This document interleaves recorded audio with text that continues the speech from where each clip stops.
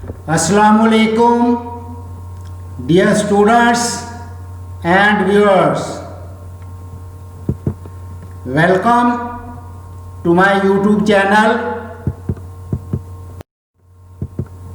Dear students, आज का lecture physics 11 chapter number 1 जो कि हमने स्टार्ट किया हुआ है, और चैप्टर नंबर 1 मेजरमेंट से रिलेटेड है। इससे आज हमारा टॉपिक है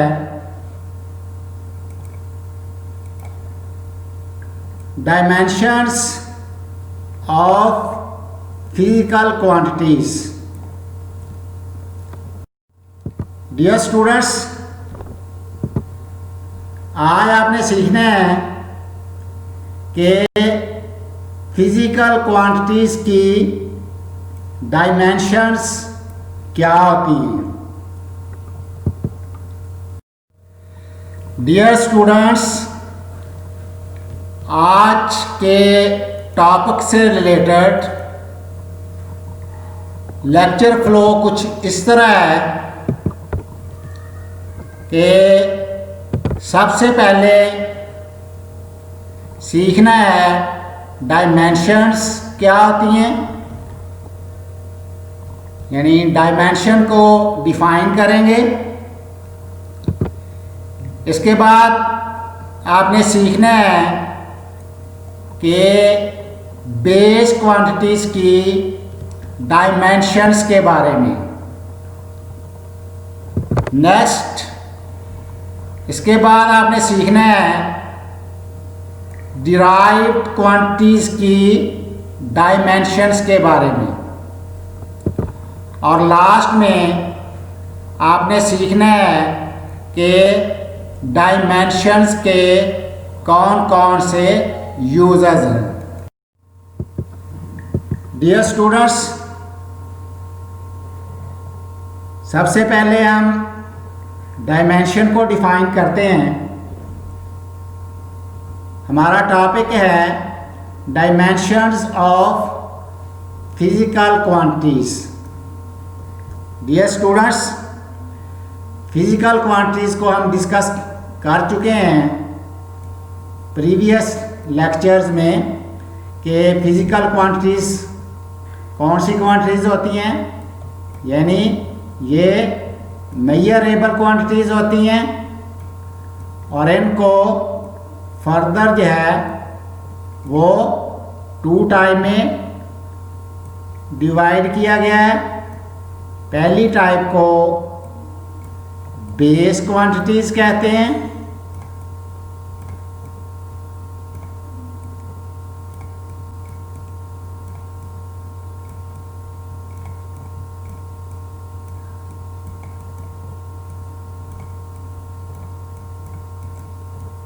या फंडामेंटल क्वांटिटीज,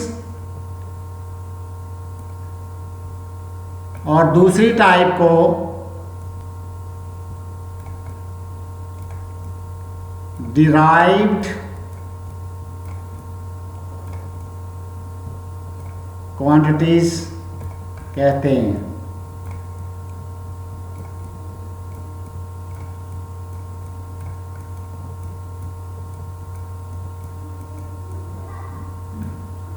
बेस क्वांटिटीज भी बारे में हम पढ़ चुके हैं कि बेस क्वांटिटीज कौन कौन सी होती हैं, और डिराइव्ड क्वांटिटीज के बारे में भी हम पढ़ चुके हैं कि डिराइव्ड क्वांटिटीज कौन कौन सी होती हैं।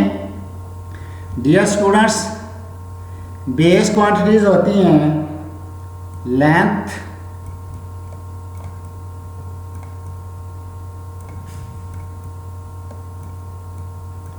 मास, टेम्परेचर।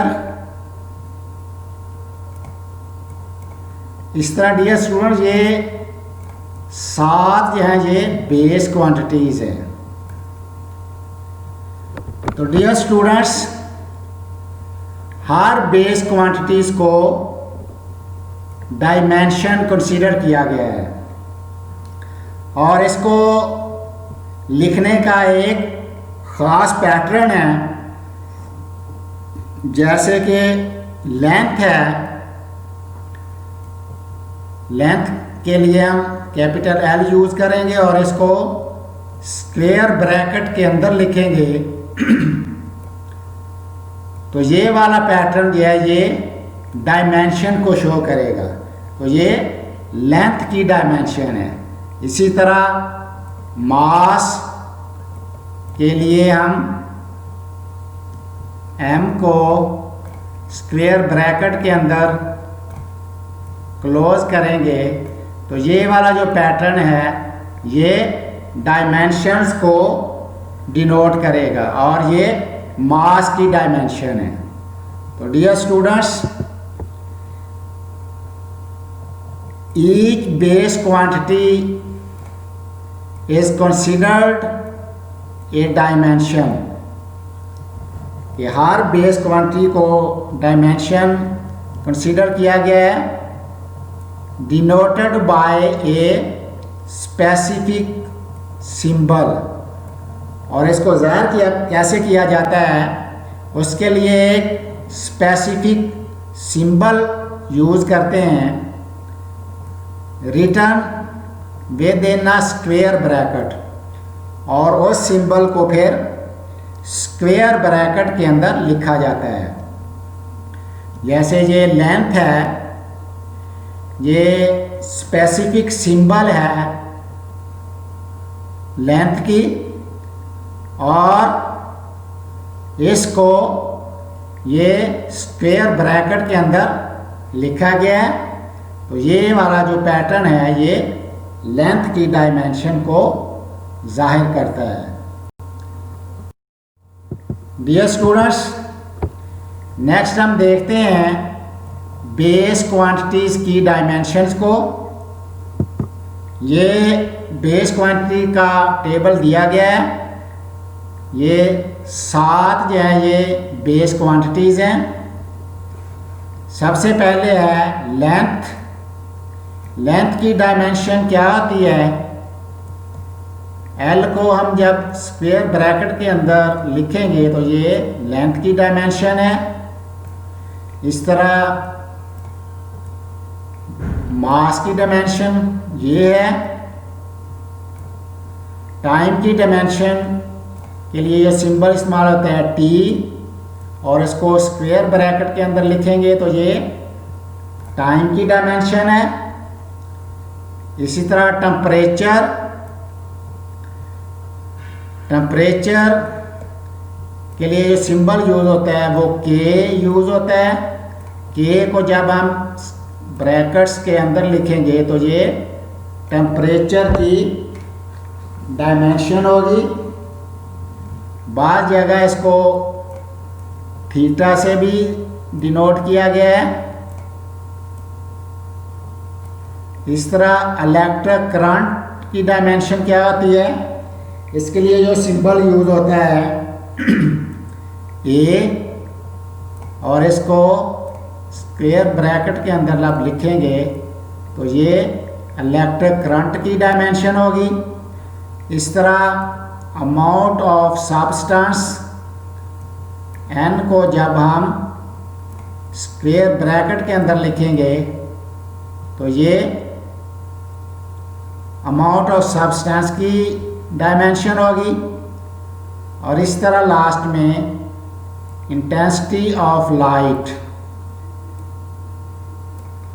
इसके लिए जो सिंबल यूज होता है I, इसको स्क्वायर ब्रैकेट के अंदर लिखेंगे तो ये इंटेंसिटी ऑफ लाइट की सिंबल है। तो डियर स्टूडेंट्स, ये है बेस क्वांटिटी की डायमेंशन।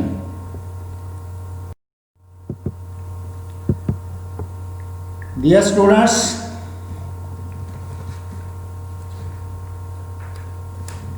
अब हम डायमेंशंस को एक और एंगल से देखते हैं कि डायमेंशन क्या होती है। एक मेथड है, dimension is a method to explain the qualitative nature या qualitative analysis of physical quantities के वो मेथड जिसके ज़रिए हम फिजिकल क्वांटिटीज़ की क्वालिटेटिव नेचर या उसके क्वालिटेटिव एनालिसिस को एक्सप्लेन करते हैं, that method is called dimension. यानी डायमेंशन में हम क्वालिटेटिव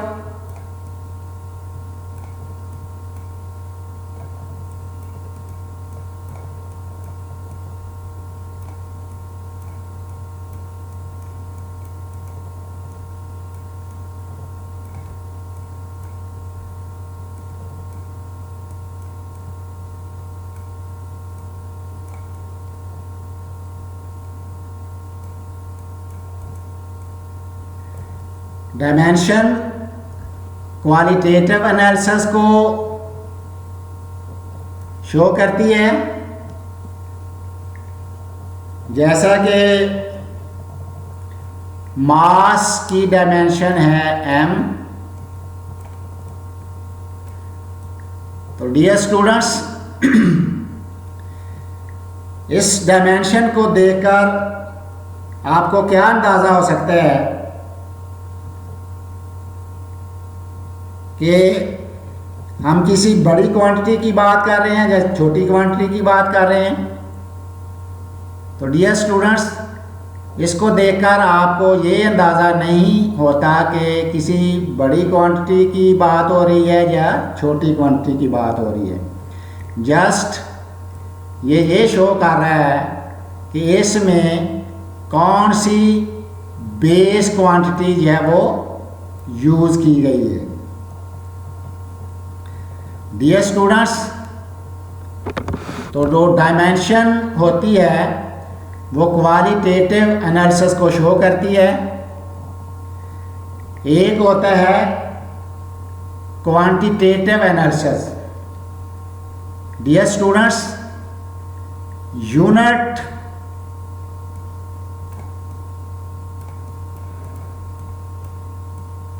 और डायमेंशन में क्या फ़र्क होता है?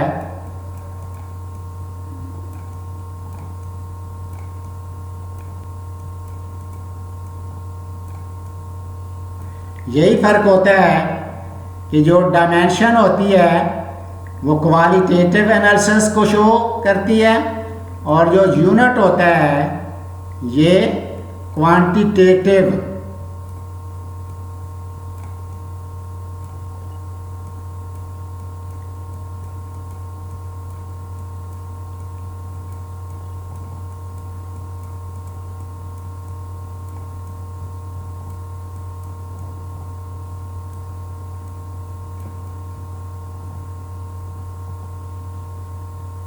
यूनिट जो है ये क्वांटिटेटिव एनालिसिस को शो करती है।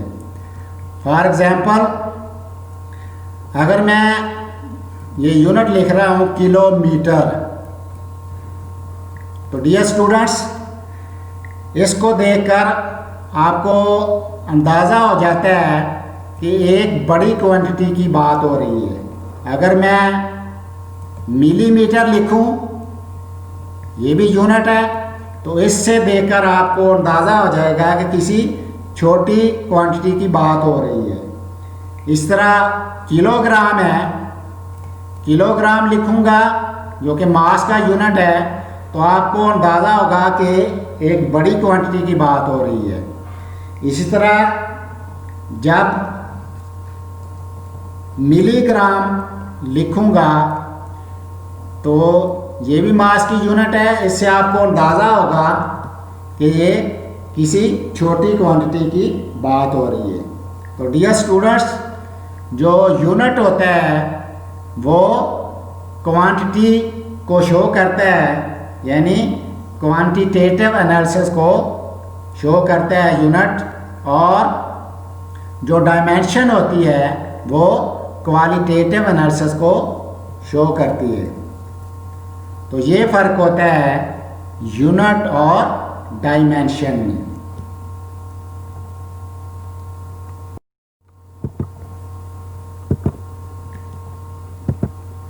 डियर स्टूडेंट्स, अब डायमेंशन को हम एक और एंगल से भी डिस्कस करते हैं।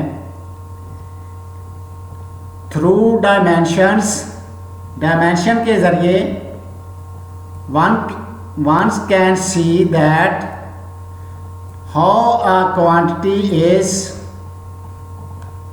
related through its defining equation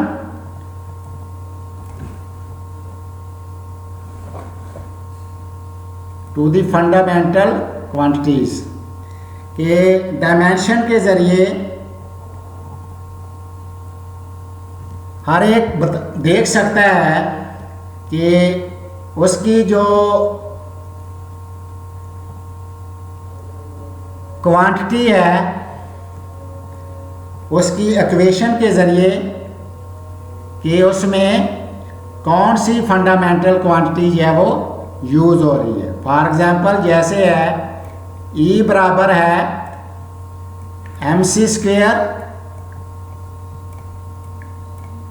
तो ये एनर्जी की जो इक्वेशन है इससे हम बता सकते हैं कि इसमें कौन कौन सी फंडामेंटल क्वांटिटीज़ है वो यूज़ हो रही है। इसी तरह ये है इक्वेशन फोर्स की, F is equal to ma।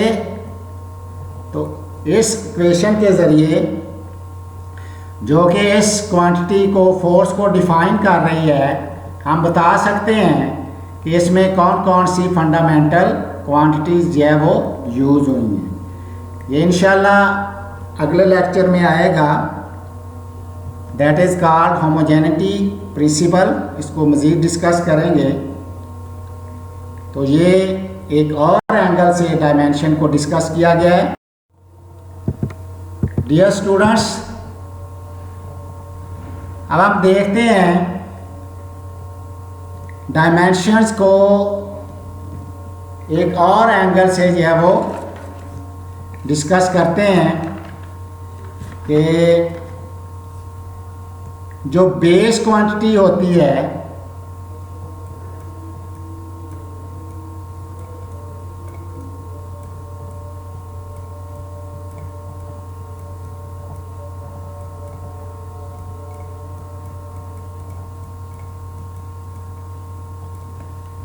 जब बेस क्वांटिटी को आपस में मल्टीप्लाई या डिवाइड किया जाता है तो एक नई क्वांटिटी मिलती है जिसको डिराइव्ड क्वांटिटी कहते हैं।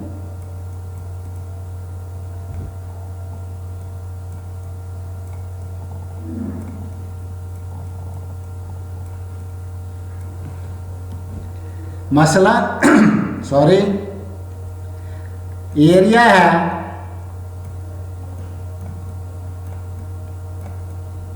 एरिया में जब हम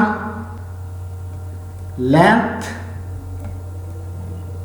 और विड्थ को मल्टीप्लाई करते हैं, ये लेंथ और विड्थ जो है बेसिकली ये लेंथ ही हैं, जब इसको मल्टीप्लाई करते हैं तो एरिया हासिल होता है। यानी लेंथ और विड्थ बेसिकली क्या है, लेंथ ही है। जो बेस क्वांटिटी लेंथ है वही है। यानी अगर हम लेंथ को अलोंग एक्स एक्सिस लेते हैं तो लेंथ होगी, और इसी को हम वाई एक्सिस के अलोंग ले रहे हैं। यानी इसमें लेंथ को ये एक्स एक्सिस के अलोंग लिया जा रहा है और ये उसी लेंथ को वाई एक्सिस के अलोंग लिया जा रहा है। बेसिकली है लेंथ ही है। इसी तरह जो वॉल्यूम होता है, वॉल्यूम में लेंथ को विड्थ के साथ और फिर इसको हाइट, यानी लेंथ, विड्थ और हाइट, इनको आपस में मल्टीप्लाई करते हैं तो हमें डिराइव्ड क्वांटिटी मिलती है वॉल्यूम। डियर स्टूडेंट्स, ये लेंथ, विड्थ और हाइट जो है, ये तीनों लेंथ ही हैं। एक को हम अलॉन्ग एक्स एक्सेस ले रहे हैं, दूसरी को हम अलॉन्ग वाई एक्सेस ले रहे हैं और तीसरी को हम अलॉन्ग जेड एक्सेस ले रहे हैं। इसी तरह डियर स्टूडेंट्स, जब फासले को टाइम पे डिवाइड किया जाता है तो इस वक्त हमें क्या मिलता है? स्पीड मिलती है। यानी फासला भी एक बेस क्वांटिटी है और जो टाइम है वो भी एक बेस क्वांटिटी है। तो डियर स्टूडेंट्स, हमने देखा जितनी भी क्वांटिटीज हमारे इर्द गिर्द हैं वो तमाम की तमाम बेस क्वांटिटी से ही बनती हैं।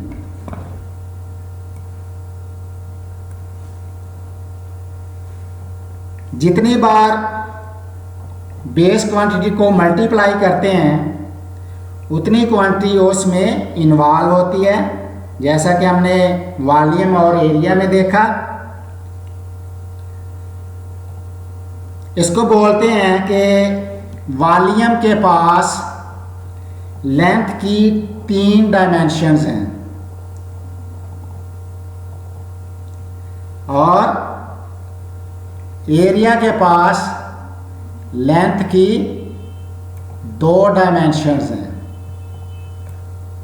वॉल्यूम में लेंथ की 3 डायमेंशंस हैं और एरिया में लेंथ की 2 डायमेंशन है। इस तरह स्पीड में लेंथ की 1 डायमेंशन है और टाइम की -1 डायमेंशन है। यानी टाइम जो है वो बटे में आ रहा है, -1 जो है वो बटे को शो कर रहा है, यानी वो डिवीज़न में आ रहा है। तो डियर स्टूडेंट्स, ये फंडामेंटल क्वांटिटी की पावर को लेकर हम एक नई क्वांटिटी बनाते हैं। यानी जैसा कि एरिया में लेंथ की पावर 2 थी और वॉल्यूम में लेंथ की डायमेंशन में वॉल्यूम की डायमेंशन में लेंथ की पावर 3 है। तो ये फंडामेंटल क्वांटिटी की पावर को लेकर हम एक नई क्वांटिटी बनाते हैं और जो फंडामेंटल क्वांटिटी की पावर है वो ही डायमेंशन कहलाती है। Dear students, dimension of a physical quantity are power, या जिसको एक्सपोनेंट भी कहते हैं, of a fundamental quantity to which it is raised to express the derived quantity। यानी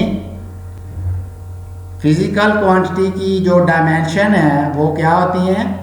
फंडामेंटल क्वांटिटी की पावर होती है या एक्सपोनेंट होता है, जिसको रेज करके हम एक नई डिराइव्ड क्वांटिटी को जाहिर करते हैं। यह एक नई डिराइव क्वांटिटी हमारे पास आती है। डियर स्टूडेंट्स, डायमेंशंस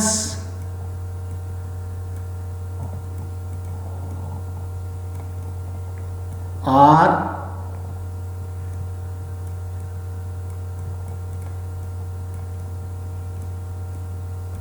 डायरेक्शन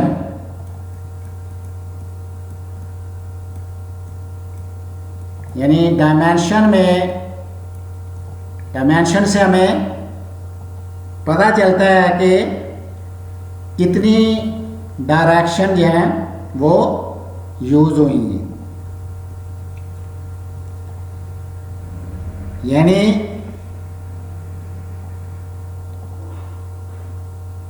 जो डायमेंशन होती है, किसी क्वांटिटी की डायमेंशन से मुराद उस क्वांटिटी में फंडामेंटल क्वांटिटी को कितनी बार लाया गया है, यानी कितनी तरह से वो फैली हुई है, यानी कितनी अतराफ में है। जैसा कि एरिया में 2 अतराफ होती हैं, 2 डायरेक्शन होती हैं, और वॉल्यूम में 3 अतराफ होती हैं, लेंथ, विड्थ और height, X axis, Y axis और जेड एक्सेस। डियर स्टूडेंट्स, ये अक्सर क्वेश्चन जो है ये छोटी क्लासेस में भी पूछा जाता है कि जो एरिया होता है उसका जो यूनिट है वो मरबा मीटर क्यों लिखा जाता है, और वॉल्यूम का मकाब मीटर जो है वो क्यों लिखा जाता है। तो इसकी रीज़न यही है कि जो एरिया होता है उसमें 2 डायरेक्शन होती हैं और वॉल्यूम में 3 डायरेक्शंस होती हैं। डियर स्टूडेंट्स, ये एक और एंगल से हमने डायमेंशन को डिस्कस किया है। डियर स्टूडेंट्स,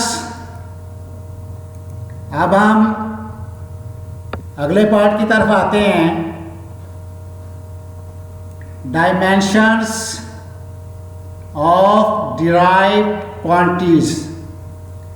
डियर स्टूडेंट्स, इसके लिए 2 तरीके हैं। पहला है यूजिंग फार्मूला।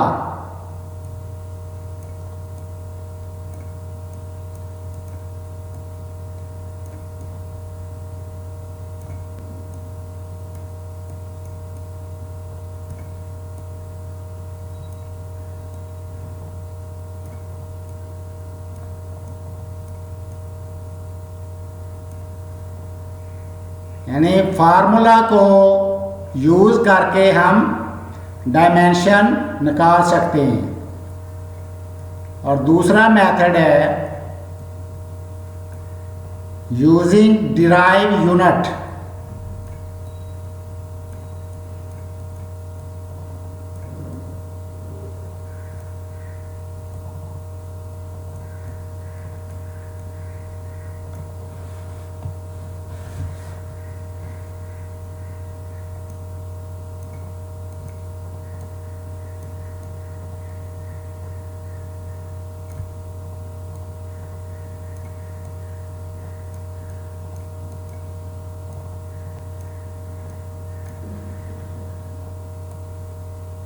यानी डिराइव यूनिट को इस्तेमाल करके हम डिराइव्ड क्वांटिटीज़ की डायमेंशंस निकाल सकते हैं। तो सबसे पहले हम लेते हैं यूजिंग फार्मूला, कि फार्मूला को यूज़ करके हम डिराइव्ड क्वांटिटीज़ की डायमेंशंस कैसे निकालते हैं। इसके लिए सबसे पहले एग्जांपल लेते हैं स्पीड की। स्पीड बराबर होती है distance over time.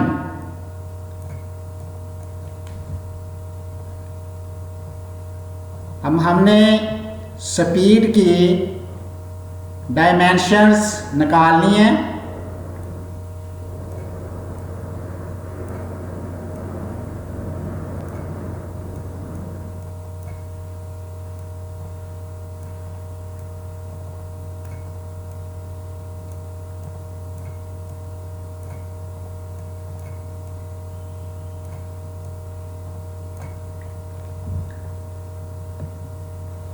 Dear students, speed की डायमेंशन ये इक्वल होगी। अब डियर स्टूडेंट्स, एस की डिस्टेंस की जो डायमेंशन होती है वो एल होती है,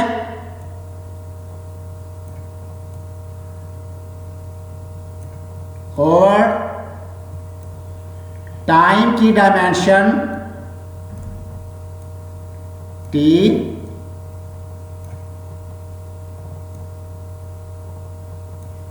तो यहां से स्पीड की डायमेंशन आ जाएगी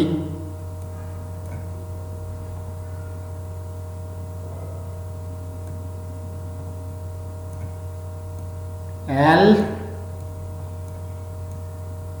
टी -1। डियर स्टूडेंट्स, ये हमारे पास स्पीड की डायमेंशन है, यानी ये स्पीड का डायमेंशनल फार्मूला है, डायमेंशनल फार्मूला ऑफ स्पीड। अब हम देखते हैं कि डिराइव यूनिट को यूज करके हम डिराइव्ड क्वांटिटीज की डायमेंशंस को कैसे निकालते हैं। तो डियर स्टूडेंट्स, इसमें हमें उस क्वांटिटी के यूनिट का पता होना चाहिए, तो फिर हम डायमेंशन निकाल सकते हैं। तो डियर स्टूडेंट्स, स्पीड, अभी हमने स्पीड की डायमेंशन निकाली फार्मूला की मदद से, और अब हम निकालेंगे डिराइव यूनिट को इस्तेमाल करके। तो डियर स्टूडेंट्स, स्पीड की जो यूनिट होती है वो होती है मीटर पर सेकंड।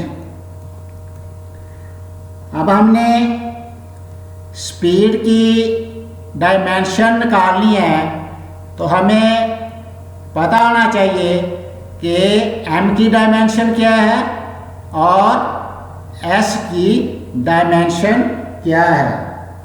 तो डियर स्टूडेंट्स, m जो है किसका यूनिट है? m लेंथ का यूनिट है, और लेंथ की डायमेंशन होती है l,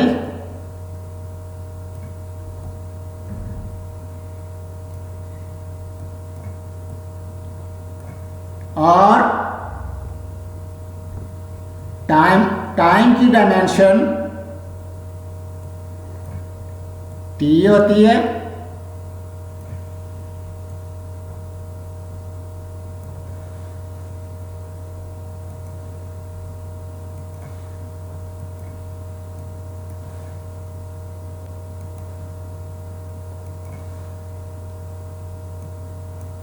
ये m की डायमेंशन है और ये टाइम की डायमेंशन है।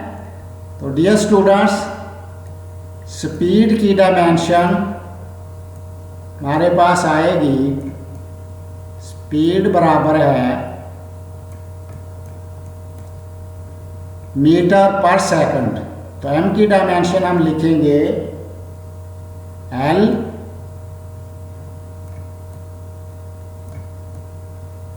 और टाइम की डायमेंशन आएगा t-1। मज़ीद इसको लिखते हैं तो ये आ जाएगी l t-1। तो डियर स्टूडेंट्स, ये हमारे पास स्पीड की का जो डायमेंशनल फार्मूला है वो है।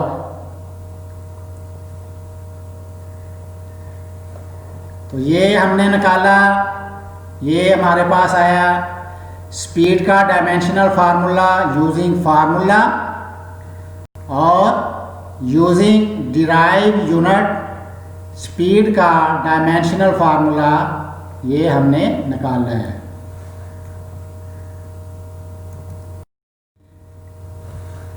डियर स्टूडेंट्स, अब हम एक और एग्जांपल लेते हैं।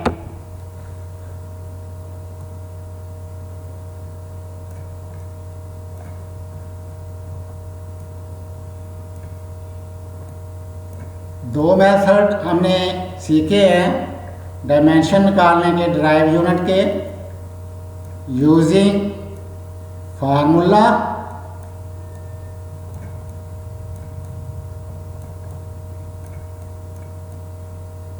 और यूजिंग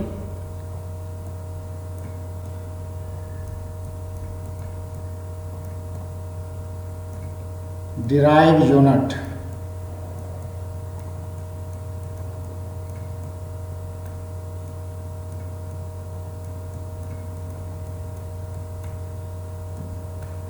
तो अब हम दूसरी एग्जांपल लेते हैं और उसकी डायमेंशन निकालते हैं यूजिंग फार्मूला को यूज़ करके। तो दूसरी एग्जांपल हम लेते हैं एक्सीलरेशन की। डियर स्टूडेंट्स, एक्सीलरेशन बराबर होता है change in velocity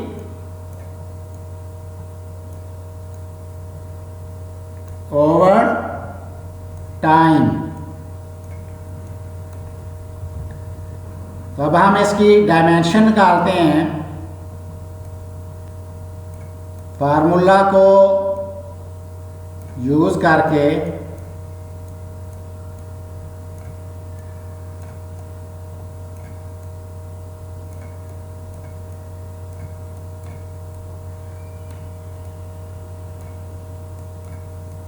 dear students,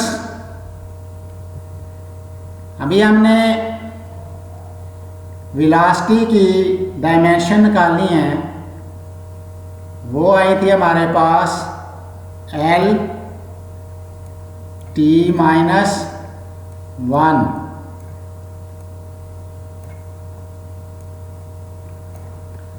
velocity की जगह हम इसकी डायमेंशन लिखते हैं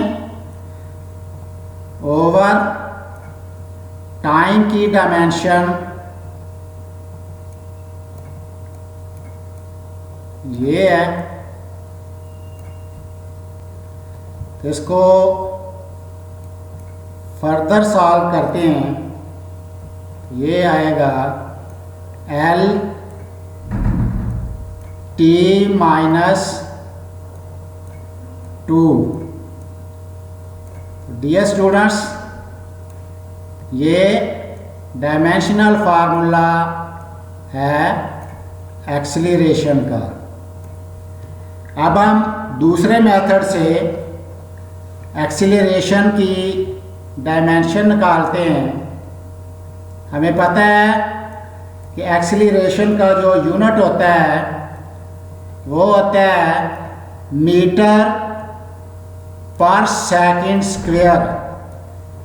तो अब हमें पता होना चाहिए कि मीटर किसका यूनिट है और उसकी क्या डायमेंशन है, और एस किसका यूनिट है और उसकी क्या डायमेंशन है। एम जो है वो लंबाई का यूनिट है और लंबाई की डायमेंशन एल है, और एस टाइम का यूनिट है और टाइम की जो डायमेंशन होती है वो ये होती है। अब हम एक्सीलरेशन की डायमेंशन निकालते हैं यूजिंग डिराइव यूनिट। तो ये हमारे पास आएगी m की डायमेंशन आ जाएगी l और पर सेकंड स्क्वायर की डायमेंशन आएगी हमारे पास t -2। इसको हम लिख सकते हैं एल टी माइनस 2। तो डियर स्टूडेंट्स, ये हमारे पास आ गया है एक्सीलरेशन का डायमेंशनल फार्मूला। स्टूडेंट्स, अब हम एक और एग्जांपल लेते हैं।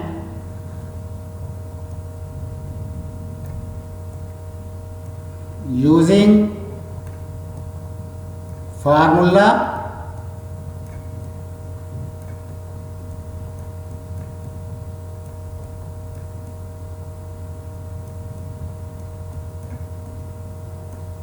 फार्मूला को यूज़ करके हम डिराइव्ड क्वांटिटी की डायमेंशन निकालते हैं। तो ये फोर्स बराबर होती है एम ए के। डियर स्टूडेंट्स, अब फार्मूला को यूज़ करके हम फोर्स की डायमेंशन निकालते हैं।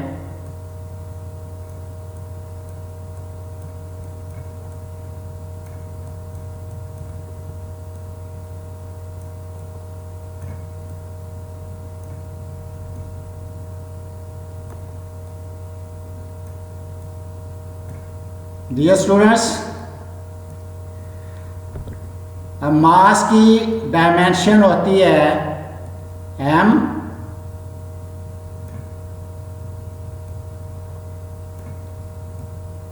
और एक्सीलरेशन की अभी हमने डायमेंशन निकाली है l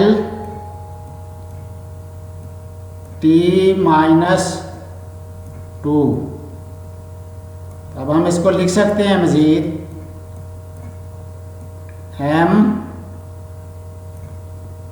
l t minus 2। Dear students, ये हमारे पास आ गया फोर्स का डायमेंशनल फार्मूला। यानी इसमें ये मास की डायमेंशन है, ये लेंथ की डायमेंशन है, और ये टाइम की डायमेंशन है। तो डियर स्टूडेंट्स, अभी हम दूसरे तरीके से यूनिट को यूज़ करके इसकी डायमेंशन निकालते हैं। तो डियर स्टूडेंट्स, फोर्स की जो यूनिट होती है वो होती है किलोग्राम मीटर पर सेकंड स्क्वायर। तो इसका जो डायमेंशनल फार्मूला आएगा, डियर स्टूडेंट्स, किलोग्राम जो यूनिट है ये किसका यूनिट है? मास का। तो इसकी जगह हम मास का की डायमेंशन यूज करेंगे।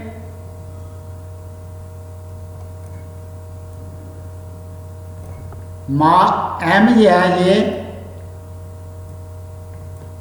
मीटर जो है ये लेंथ का यूनिट है, तो इसकी डायमेंशन आएगी एल, और सेकंड जो है ये टाइम का यूनिट है, तो टाइम की डायमेंशन ये होगी।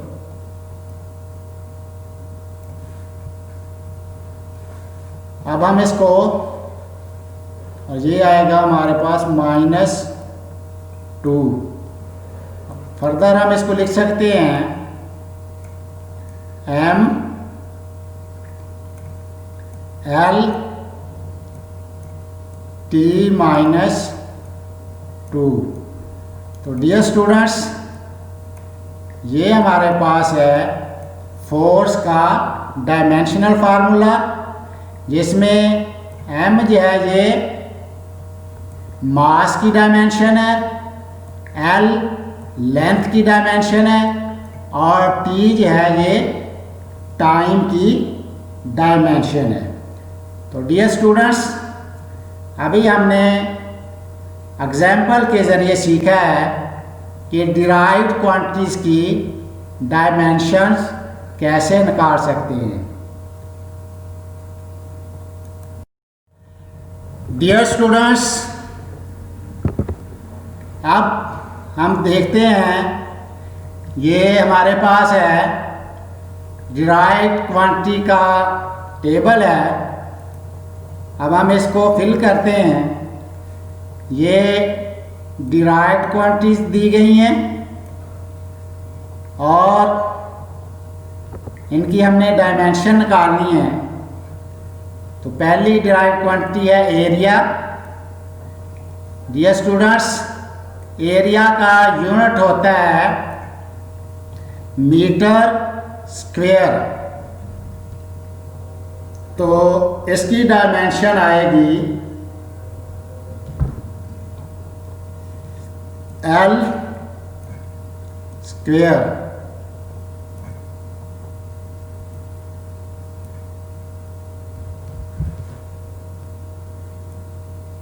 डियर स्टूडेंट्स, ये M जो है ये मीटर यूनिट है लेंथ का, और लेंथ की डायमेंशन L होती है। बेसिकली इसमें जो मीटर की डायमेंशन ये बराबर होती है L को स्क्वायर ब्रैकेट में लिखेंगे तो ये इसकी डायमेंशन आ जाएगी, और किलोग्राम जो है ये यूनिट है मास का, और इसकी डायमेंशन होती है M, और सेकंड यूनिट है टाइम का, और इसकी डायमेंशन T को स्क्वायर ब्रैकेट में लिखेंगे तो ये इसकी डायमेंशन आ जाएगी। बेसिकली ये हम इन डायमेंशन को यूज़ करेंगे। तो दूसरी डिराइव्ड क्वांटिटी है वॉल्यूम। वॉल्यूम का यूनिट होता है मीटर क्यूब। अब इसका डायमेंशन इसकी आएगी मीटर, इसमें भी लेंथ की ये यूनिट है, और लेंथ की जो डायमेंशन होती है वो L होती है। तो ये आएगा L क्यूब। तीसरा है स्पीड। अभी हमने इसकी डायमेंशन निकाली है। स्पीड का यूनिट होता है मीटर पर सेकंड, और यूनिट को इस्तेमाल करके हम इसकी डायमेंशन निकालेंगे। वो डायमेंशन क्या होगी डियर स्टूडेंट्स? इसकी डायमेंशन होगी L T माइनस 1। नेक्स्ट है एक्सीलरेशन। एक्सीलरेशन की भी हमने डायमेंशन निकालनी है डियर स्टूडेंट्स। इसका यूनिट होता है मीटर पर सेकंड स्क्वायर। अब मीटर किसका यूनिट है? लेंथ का, और S यूनिट है टाइम का। इनकी डायमेंशन यूज करेंगे हम।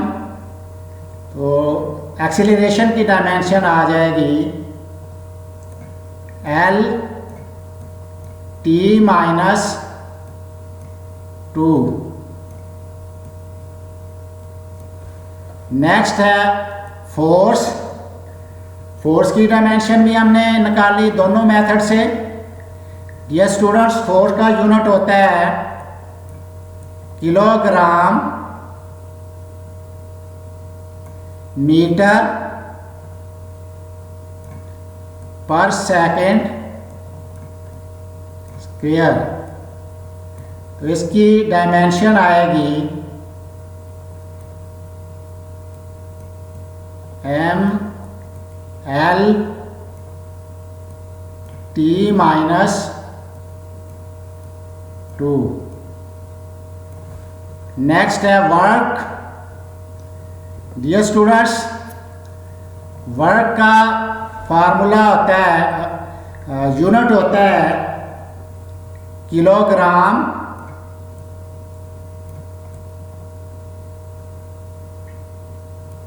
मीटर स्क्वायर पर सेकेंड स्क्वायर।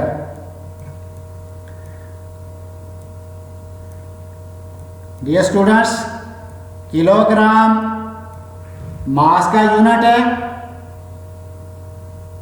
मास की डायमेंशन यूज करेंगे। मीटर जो है वो लेंथ का यूनिट है, लेंथ की डायमेंशन यूज करेंगे। और एस जो है ये टाइम का यूनिट है और टाइम की डायमेंशन यूज करेंगे। वर्क की जो डायमेंशन आएगी वो आएगी M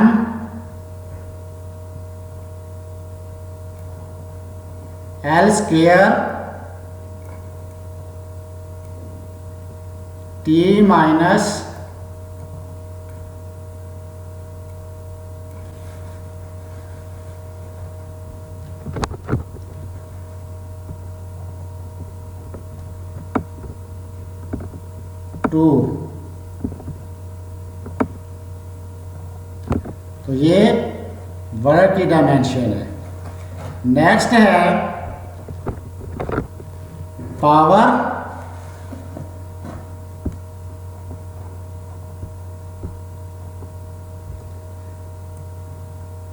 डियर स्टूडेंट्स, पावर की यूनिट होती है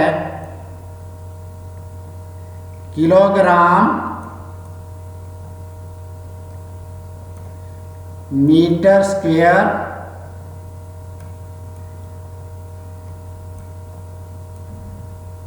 पर क्यूब सेकेंड। इसमें किलोग्राम मास का यूनिट है, मीटर लेंथ का यूनिट है और एस टाइम का यूनिट है। तो इनकी डायमेंशन को यूज करके पावर की डायमेंशन आएगी M L स्क्वायर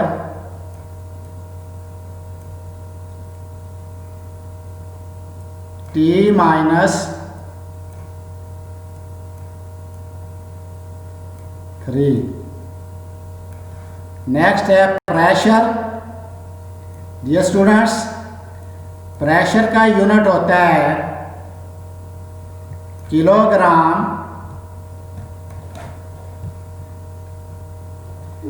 पर मीटर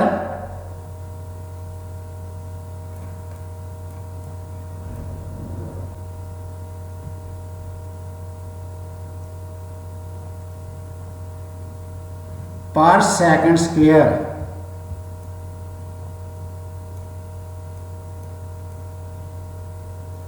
तो इसमें भी मास लेंथ और सेकंड की डायमेंशन यूज होंगी।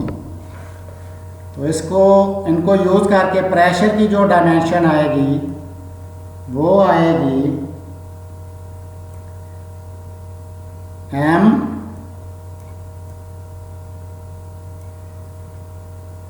L -1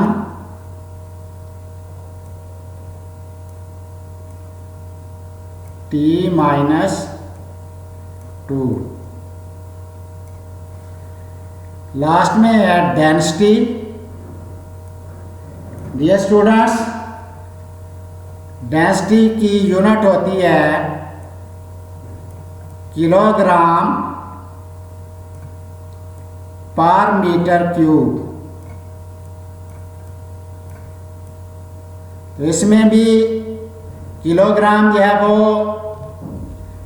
मास का यूनिट है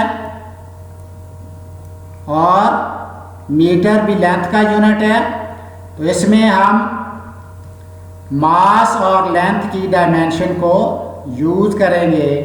तो हमारे पास डेंसिटी की डायमेंशन आएगी m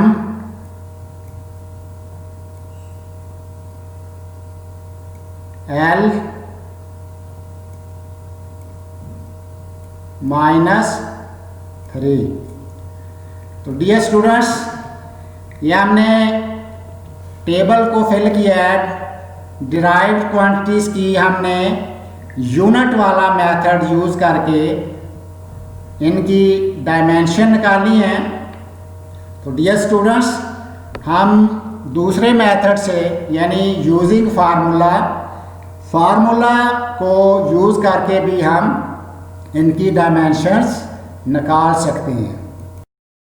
डियर स्टूडेंट्स, अब हम लास्ट पार्ट की तरफ आते हैं कि users of dimensional analysis. Dear students, dimensional analysis क्या होता है? डायमेंशन को इस्तेमाल करने का जो तरीका है, डायमेंशन को यूज़ करने की जो टेक्निक है, उसको हम कहते हैं डायमेंशनल एनालिसिस। और डायमेंशनल एनालिसिस के यूजर्स कितने हैं? इसके दो यूजर्स हैं। पहला है checking the homogeneity of physical quantities, यानी फिजिकल क्वांटिटीज़ की होमोजेनिटी को चेक करने के लिए हम इनको यूज़ करते हैं। Dear students, homogeneity of physical quantities क्या आती है? मसलन कोई फिजिकल, जैसा कि हमने पीछे पढ़ा है कि ये एक इक्वेशन है F = ma,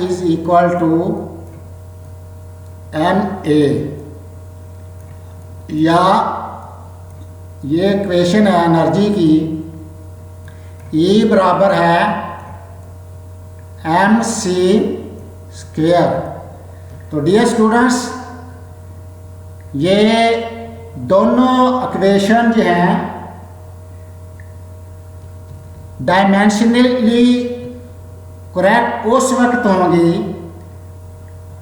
फॉर एग्जाम्पल, पहली जो इक्वेशन है F = ma, जब हम m की डायमेंशन निकालें और ma की डायमेंशन निकालें तो ये दोनों डायमेंशन आपस में बराबर हों, यानी लेफ्ट हैंड साइड जिसमें हमने फोर्स की डायमेंशन निकालनी है बराबर हो राइट हैंड साइड के। राइट हैंड साइड क्या है? ma की डायमेंशंस। अगर दोनों डायमेंशन बराबर आ जाएं तो इसको हम कहते हैं प्रिंसिपल ऑफ होमोजेनिटी। इसी तरह ये दूसरी इक्वेशन है E बराबर है mc²। तो इसमें पहले हम E की डायमेंशन निकालेंगे और उसके बाद ये राइट हैंड साइड जो है mc², इनकी डायमेंशन निकालेंगे। अगर लेफ्ट हैंड साइड की डायमेंशन जो है वो राइट हैंड साइड की डायमेंशन के बराबर आ जाए या दोनों डायमेंशन सेम आ जाएंगी जब, तो हम कहेंगे कि ये इक्वेशन जो है E बराबर mc² डायमेंशनली करेक्ट है और इस प्रिंसिपल को प्रिंसिपल ऑफ होमोजेनिटी कहते हैं। तो ये पहला यूज है इसका। दूसरा यूज है deriving a possible formula of physical quantity, यानी डायमेंशन को इस्तेमाल करके हम किसी क्वांटिटी का फार्मूला जो है वो निकाल सकते हैं।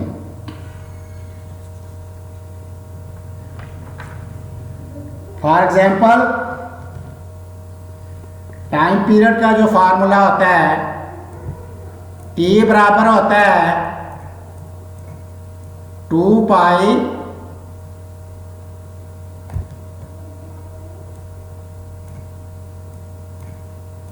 L/G, इसका अंडर रूट। तो ये जो फार्मूला है ये हम डिराइव कर सकते हैं डायमेंशंस को यूज करके। तो डियर स्टूडेंट्स, ये दो यूजर्स हैं जो आज हमने सीखे हैं, यूजर्स ऑफ डायमेंशनल एनालिसिस। तो डियर स्टूडेंट्स, आज के लेक्चर में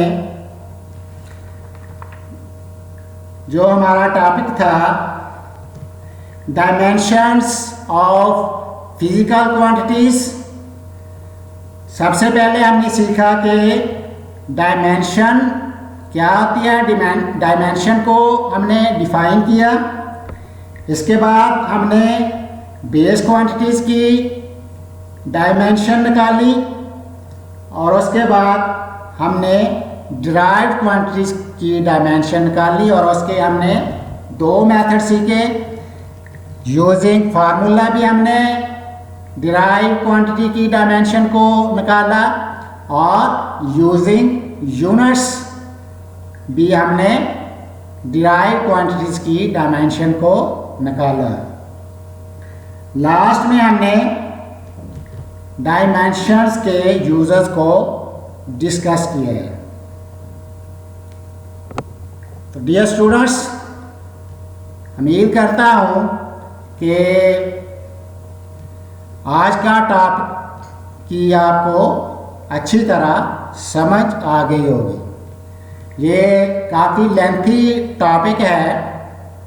मैं कोशिश करूँगा कि हर पार्ट का एक अलग-अलग लेक्चर तैयार करूँ। ये तो मैंने डायमेंशन के बारे में कंप्लीट लेक्चर तैयार किया है। इसके बाद मैं कोशिश करूँगा कि हर पार्ट को अच्छी तरह एक्सप्लेन करने के लिए हर पार्ट का अलग-अलग लेक्चर तैयार करूँ। मसलन पहला डायमेंशन की का इंट्रोडक्शन और बेस क्वांटिटीज़, और उसके बाद डिराइव क्वांटिटी की डायमेंशन, इसको मज़ीद एक्सप्लेन करने के लिए, और डायमेंशन को के यूजर्स, इसको मज़ीद एक्सप्लेन करने के लिए हर पार्ट का कोशिश करूँगा कि अलग-अलग लेक्चर तैयार करूँ। Dear students and viewers, thanks for watching. लेकिन आप हमारी वीडियोस को वॉच करें, शेयर करें, लाइक करें और कमेंट्स दें और चैनल को सब्सक्राइब करें। अगर आप चैनल को लाइक करते हैं और महसूस करते हैं कि ये स्टूडेंट्स के लिए और व्यूअर्स के लिए ये यूज़फुल है, तो इसे सब्सक्राइब करें। ये बिल्कुल फ्री है। अगर आप सब्सक्राइब नहीं करेंगे तो ये चैनल जो है ये बंद हो जाएगा। इस चैनल की कंटिन्यूटी के लिए ये ज़रूरी है कि आप इस चैनल को सब्सक्राइब करें।